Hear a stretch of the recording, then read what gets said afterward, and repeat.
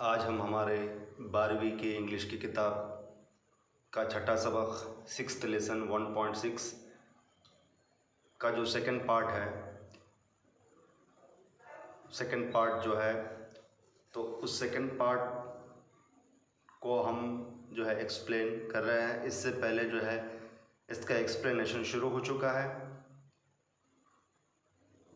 और अब इस एक्सप्लेनेशन को हम कंटिन्यू कर रहे हैं। याद रखिए जो है चैप्टर या सबक का नाम है इनटू द वाइल्ड 1.6 छठा सबक है। छठा सबक छठा 6th lesson 1.6 into the wild, ये सबक का नाम है। और इस सबक का जो सेकंड पार्ट है, इस सबक का जो सेकंड पार्ट है जिसका एक्सप्लेनेशन हमने शुरू कर दिया है, अब जो है हम इसके जो है एक्सप्लेनेशन को आगे बढ़ा रहे हैं। सेकंड पार्ट के एक्सप्लेनेशन को आगे बढ़ा रहे हैं। देखिए, photographs of that leopard the victor Scarface, as Shaz named him, not only made Shaz famous among India's wildlife community, but also led to Shah's enviable reputation as a chronicler of the wild. तो यहाँ पर ये बात बताई गई है कि इससे पहले हमने देखा कि जो यंग लेपर्ड है, ओल्ड लेपर्ड और यंग लेपर्ड में फाइट हुई और किसकी जीत हुई, किसकी फतेह हुई? यंग लेपर्ड की फतेह हुई। और वो जो यंग लेपर्ड है जो ज़ख्मी हो चुका था, जिसके जो है चेहरे से खून निकल रहा था, ज़ख्म की वजह से चेहरे से खून निकल रहा था, यंग लेपर्ड के चेहरे से खून निकल रहा था। तो इस यंग लेपर्ड को जो है यंग लेपर्ड के फोटोग्राफ्स लिए गए हैं, फोटोग्राफ्स ऑफ दैट लेपर्ड, यानी उसके फोटोग्राफ्स लिए गए हैं, तस्वीरें लिए गए। तो ये तस्वीरें किसने ली? देखिए, ये तस्वीरें किसने ली है? शाज यंग। जैसा कि हमें मालूम था कि शाज यंग कौन है, देखिए वाइल्ड लाइफ फोटोग्राफर है। तो उन्होंने तस्वीरें लिए किसके? उस यंग लेपर्ड की तस्वीरें लिए। द विक्टर यानी फतेह हासिल करने वाला, जीतने वाला। और उस यानी ओल्ड लेपर्ड और यंग लेपर्ड में जो फाइट हुई तो उसमें फतेह हासिल किसको हुई? यंग लेपर्ड को हासिल हुई। तो इसलिए जो है विक्टर कहा जा रहा है। स्कारफेस, स्कारफेस, स्कार मतलब जो है ज़ख्म का निशान, स्कार मतलब ज़ख्म का निशान, फेस मतलब चेहरा, चेहरे पे ज़ख्म का निशान, स्कारफेस मतलब चेहरे पे ज़ख्म का निशान। तो ये जो नाम है, ये जो यंग लेपर्ड है, यंग लेपर्ड को ये नाम किसने दिया? यंग लेपर्ड को ये नाम किसने दिया? शाज यंग ने नाम दिया। और क्या नाम दिया? यंग लेपर्ड को क्या नाम दिया उन्होंने? द विक्टर स्कारफेस, मतलब ऐसा फतेह हासिल करने वाला लेपर्ड जिसके चेहरे पर ज़ख्म का निशान है, स्कार ज़ख्म का निशान है। जैसा कि हमें मालूम है कि यंग लेपर्ड का चेहरा ज़ख्मी हो चुका था और ज़ख्मी होने की वजह से चेहरे से खून निकल रहा था, इसलिए उस यंग लेपर्ड को जो है शाज यंग ने क्या नाम दिया? The victor Scarface, as Shaz named him, not only made Shaz famous among India's wildlife community। तो ये जो फोटोज़ उन्होंने निकाले, वो जो फोटोज़ उन्होंने लिए, किसकी फ़ोटोज़ लिए उन्होंने जो है किसकी फ़ोटोज़ लिए? उस यंग लेपर्ड की फ़ोटोज़ लिए, जिसको उन्होंने क्या नाम दिया? The victor Scarface. क्या नाम दिया? स्कारफेस। क्या नाम दिया? The victor Scarface. तो स्कारफेस की जो उन्होंने फ़ोटोज़ लिए, इससे जो है वो बहुत फेमस हो गए, इंडिया के वाइल्ड लाइफ कम्युनिटी के अंदर बहुत फेमस हुए उन्होंने। But also led to Shaaz enviable reputation as a chronicler of the wild. Chronicler का मतलब ये होता है कि जब हम जो है अलग अलग वाक़यात को सीक्वेंस में बताते हैं, तरतीब में बताते हैं, जब हम अलग अलग वाक़यात को, अलग अलग इंसिडेंट्स को सीक्वेंस में बताते हैं, तरतीब में बताते हैं, तरतीबवार बताते हैं, तब उसे क्या कहते हैं? जो है उसे हम क्या कहते हैं, क्रोनोलॉजी कहते हैं, क्रोनोलॉजी। और जो शख्स ये क्रोनोलॉजी बताता है, मतलब अलग अलग वाक़यात को तरतीब से बताता है, अलग अलग वाक़यात को तरतीब से बताता है, तो उसे क्या कहते हैं, chronicler.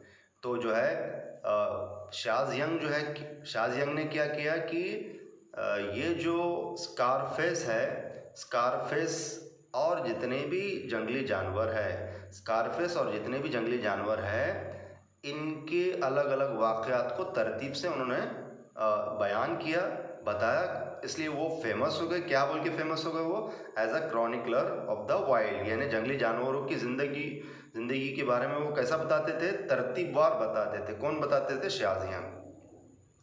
Through my journey of photographing Scarface, I have discovered other leopards, his mates, and discovered his nemesis tigers। उन्होंने कहा कि जब वो जो है स्कारफेस की जब उन्होंने फ़ोटोज़ निकाले, तो स्कारफेस की फ़ोटोज़ निकालने के बाद जो है वो उनकी मुलाकात और दीगर लेपर्ड से हुई, और टाइगर्स से भी हुई, शेरों से भी हुई।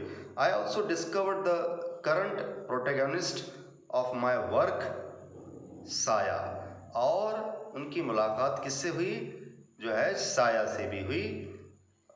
वाइल ट्रैकिंग स्कारफेस, मतलब जो है उनकी मुलाकात किससे हुई? और एक लेपर्ड से हुई, और एक लेपर्ड से हुई। जब वो किसकी तलाश कर रहे थे? वो स्कारफिश की तलाश कर रहे थे, स्कारफिश की तलाश कर रहे थे। तो उनकी मुलाकात किससे हुई? और एक लेपर्ड से हुई, जिसका नाम क्या है? Saya. This is the world's first black panther. तो जो है ये जो साया है, ये जो साया है, ये जो जानवर है, ये जो वाइल्ड एनिमल है, तो ये क्या है? ये दुनिया का पहला ब्लैक पैंथर है। क्या कह रहे हैं? देखिए, शाज़ यंग ये कह रहे हैं कि साया क्या है? साया, ये जो नाम दिया है उन्होंने, साया ये जो नाम दिया है, तो साया क्या है? Saya, this is the world's first black panther. ये दुनिया का पहला ब्लैक पैंथर है। जैसा कि हमको मालूम है, हम साया किसे कहते हैं? साया यानी देखिए, साया शैडो। तो हमारा साया कैसा दिखता है जनरली? हमारा साया जो है काला दिखता है। कैसा दिखता है? ब्लैक दिखता है। हमारा साया कैसा दिखता है? ब्लैक दिखता है। तो इसलिए जो है शायद उन्होंने जो है इस ब्लैक पैंथर का क्या नाम दिया? उन्होंने इस ब्लैक पैंथर को क्या नाम दिया? साया नाम दिया। और ये ब्लैक पैंथर कैसा था? देखिए, ये जो साया है, ये जो ब्लैक पैंथर है, तो ये क्या था? ये साया क्या था? ये this is the world's first black panther, ये दुनिया का पहला ब्लैक पैंथर था। The behaviour of which is being documented so intimately on camera by tracking its movements. और साया, ये जो ब्लैक पैंथर है, इसके हर एक बिहेवियर को कैप्चर किया गया था, बहुत बारीकी से कैप्चर किया गया था, उसके हर एक मोमेंट को कैप्चर किया गया था कैमरे से। So far all the research on the animal has been done through camera traps. तो पूरा रिसर्च किसके ज़रिए किया गया? कैमरा के ज़रिए किया गया। Through many months of toil, toil मतलब कड़ी मेहनत, कड़ी मेहनत के बाद, कई महीनों के कड़ी मेहनत के बाद, Shaaz has managed to collect precious footage. Shaaz को जो है मुख्तलिफ़ किस्म के फुटेज, यानी छोटे छोटे किस्म की जो वीडियोस कह लीजिए, छोटे छोटे किस्म की मूवीज़ कह लीजिए, छोटे छोटे किस्म की जो वीडियोस है, जो मूवीज़ है, तो उसे जो है क्या कहा जाता है? फुटेज। तो ये जंगली जानवरों के जंगली जानवरों के ऊपर जो अलग अलग फुटेज है, जंगली जानवरों को लेकर जो अलग अलग किस्म के छोटे छोटे मूवीज़ है, वीडियोज़ है, वो उन्हें मिले। किन्हें मिले? शाज़ यंग को मिले। लेकिन कैसे मिले? आसानी से मिले क्या? नहीं, कई महीनों के मशक्क़त के बाद, कई महीनों के मेहनत के बाद उन्हें ये जो है अलग अलग किस्म के प्रेशियस, बहुत बेशकीमती फुटेज मिले, including that of the animal mating to piece together the incredible landscape of a black panther's life, जिसमें ब्लैक पैंथर की लाइफ का भी जिक्र किया गया है। Saya, Scarface and Pardus, the leopard that lost to Scarface. तो देखिए, साया क्या है? साया ब्लैक पैंथर है। स्कारफेस कौन है? स्कारफेस यंग लेपर्ड है। और पार्डस किसे कहा गया उन्होंने? पार्डस ये नाम किसको दिया उन्होंने? The leopard that lost to Scarface. Pardus क्या है? मतलब पार्डस वो ओल्ड लेपर्ड है। पार्डस किसका नाम है? पार्डस ये नाम किसको दिया गया उन्होंने? पार्डस ये नाम किसको दिया उन्होंने? ओल्ड लेपर्ड को दिया, जो किससे हार गया था? पार्डस किससे हार गया था? पार्डस स्कारफेस से हार गया था। पार्डस ओल्ड लेपर्ड है और स्कारफेस जो है यंग लेपर्ड है। तो स्कारफेस की जीत हुई और पार्डस की हार हुई। The leopard that lost to Scarface have also led Charles down a different path of discovery, learning about them and the loss to their habitat has led Charles to create the Buffer Conflict Resolution Trust of India। तो जो है शाज ने ये कहा, Shaz young ने ये कहा गया, शाज यंग ये कहते हैं कि जब उन जो है वो अपने रिसर्च में वो आगे बढ़ते गए और उनकी मुलाकात साया से हुई। शाज यंग ये कह रहे हैं कि उनकी मुलाकात साया से हुई, स्कारफेस से हुई, पार्डस से हुई। तो जब वो अलग अलग किस्म का जब वो रिसर्च करने लगे तब उनको ये एहसास हुआ, ये मालूम पड़ा कि जो हैबिटेट है, मतलब ये जो जंगली जानवरों के रहने की जगह है, तो ये कैसी हो चुकी है? ये डिस्ट्रॉय हो चुकी है। ये कैसी हो चुकी है? डिस्ट्रॉय हो चुकी है। इनकी ज़िंदगी को ख़तरा पैदा हुआ है। तो इसलिए उन्होंने क्या किया? शाज यंग ने क्या किया? उन्होंने क्या क्रिएट किया, क्या पैदा किया? देखिए क्या बनाया उन्होंने?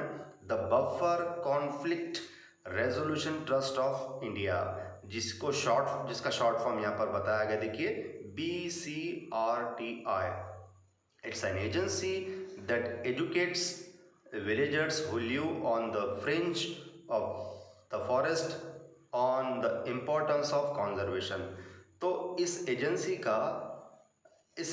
का क्या काम है? देखिए ये एजेंसी क्या काम करती है बताया जा रहा है। ये एजेंसी जो है लोगों को तालीम देती है, देहातियों को तालीम देती है। कौन से देहातियों को तालीम देती है? कि कौन से विलेजर्स मतलब देहाती, तो कौन से देहातियों को तालीम देती है ये एजेंसी?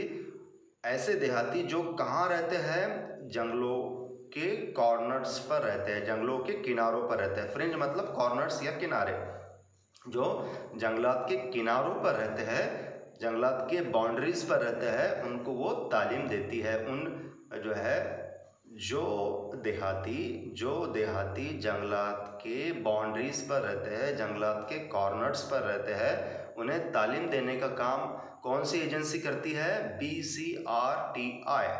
तो उनको जो है तालीम देने का काम करती है। तो क्या तालीम देने का काम करती है? देखिए द इम्पोर्टेंस ऑफ कंजर्वेशन, यानी वो अहमियत बताती है, एजेंसी बताती है कि हमने क्या करना चाहिए? हिफाजत करनी चाहिए। किसकी हिफाजत करनी चाहिए? हमने जो है जो कुदरती वसाइल है, जो जंगली जानवर है, जो कुदरती वसाइल है, जो प्लैनेट अर्थ के जो कुदरती वसाइल है, प्लैनेट अर्थ के जो कुदरती ख़जाने हैं, जंगली जानवर हैं, उनकी हिफाजत हमने करनी चाहिए। We are in the heart of the man animal conflict zone. तो वो कहते हैं कि यहाँ मैन एनिमल कॉन्फ्लिक्ट जोन है। ये मैन एनिमल कॉन्फ्लिक्ट जोन क्यों है ऐसा कहा गया है? कि इसलिए कहा गया है कि जंगल या फॉरेस्ट के बाउंड्रीज पर कौन रहते हैं? जंगल और फॉरेस्ट के बाउंड्रीज पर कौन रहते हैं? जंगल और फॉरेस्ट के बाउंड्रीज पर कौन रहते हैं? विलेजर्स रहते हैं, मतलब मैन कौन रहते हैं? लोग रहते हैं। और जंगल के अंदर कौन रहते हैं? एनिमल रहते हैं। तो इसलिए क्या होता है कि मैन और एनिमल ये दोनों में कॉन्फ्लिक्ट होता है, झगड़ा होता है। सब बात बताएंगे। Explains Shaz. There is no specific buffer zone here around Nagarhole. तो यहाँ पर कोई बफर जोन नहीं बनाया गया था। बफर जोन मतलब जंगली जानवरों को जो है प्रोटेक्शन करने की जगह, उनकी हिफाजत करने की जगह। The core area of the forest ends where the fields begin. यानी ऐसा कहा जा रहा है कि फॉरेस्ट जहाँ ख़त्म होता था वहाँ से खेत शुरू होते थे। फॉरेस्ट जहाँ ख़त्म होता था वहाँ से क्या शुरू होते थे? लोगों के खेत शुरू होते थे, खेत, farms. In dry season elephant and wild boar incursions into fields are very common. तो ऐसा कहा जा रहा है कि देखिए ड्राई सीजन में यानी धुपकाले के अंदर जो क्या होता था, हाथी और दीगर जो है वाइल्ड जानवर, दीगर जो है जंगली जानवर क्या करते थे, वो इनकर्शंस करते थे, मतलब अटैक करते थे। इनकर्शंस का मतलब क्या है, अटैक, वो हमला करते थे। यानी कौन हमला करते थे, देखिए हाथी और दीगर जंगली जानवर हमला करते थे और नुकसान पहुंचाया करते थे। तो किसको नुकसान पहुंचाया करते थे हमला करके, खेतों को नुकसान पहुंचाया करते थे। तो ये बहुत कॉमन बात थी। Older leopards like pardos who have lost territory in the forest often carry away livestock from villages। तो ये कहा जा रहा है कि ओल्डर लेपर्ड्स यानी जो बूढ़े लेपर्ड्स है जैसे कि पार्डस, तो उन्हें क्या करना पड़ता था, ये जो ओल्ड लेपर्ड्स है इन्हें क्या करना पड़ता था, इन्हें अपने रहने की जगह को छोड़ देना पड़ता था और अपने जितने भी साथी है, अपने जितने भी जंगली जानवर, उनके साथी और उनके साथ वाले जितने भी जंगली जानवर है, तो उन्हें जो है क्या करना पड़ता था, किसी दूसरे जगह चले जाना पड़ता था। यानी उस देहात से दूर जाना पड़ता था। तो यह बात बताई गई, देखिए older leopards like pardus who have lost territory in the forest often carry away livestock from villagers. तो इन्हें दूर जाना पड़ता था, मतलब इन्हें रहने की जगह कोई सेफ जगह नहीं थी। मतलब ये बात बताई गई कि जंगली जानवरों को जो है रहने की कोई सेफ जगह नहीं थी, कोई यानी प्रोटेक्टेड एरिया नहीं था। तो ये प्रोटेक्टेड एरिया पैदा करने का काम किसने किया, शाहजहां ने। This creates resentment among local towards the animals. तो ये बात बताई गई कि ये जो जैसा कि हमने देखा कि ये हमला कर रहे हैं, कौन हमला कर रहे हैं, जो है हाथी और दीगर जंगली जानवर हमला कर रहे हैं। हाथी और दीगर जंगली जानवर कहाँ हमला कर रहे हैं, खेतों पर हमला कर रहे हैं। तो ये हमला करने की वजह से क्या हुआ कि दिस क्रिएट्स रेजेंटमेंट, मतलब एक गुस्सा पैदा हुआ, एक नफरत पैदा हुई। एक गुस्सा, रेजेंटमेंट मतलब एक किस्म का गुस्सा और एक किस्म की नफरत पैदा हुई। किस में पैदा हुई, लोकल्स, मतलब वो जो देहाती थे। कौन से देहाती, जो जंगल के किनारों पर रहते थे। तो ये जो जंगल के किनारों पर, जंगल के बाउंड्रीज पर रहने वाले जो देहाती थे, उनके दिलों में नफरत पैदा हुई, गुस्सा पैदा हुआ। किसके लिए, जंगली जानवरों के लिए, क्योंकि वो हमला कर रहे थे। The animals on occasions leading to unpleasant situations.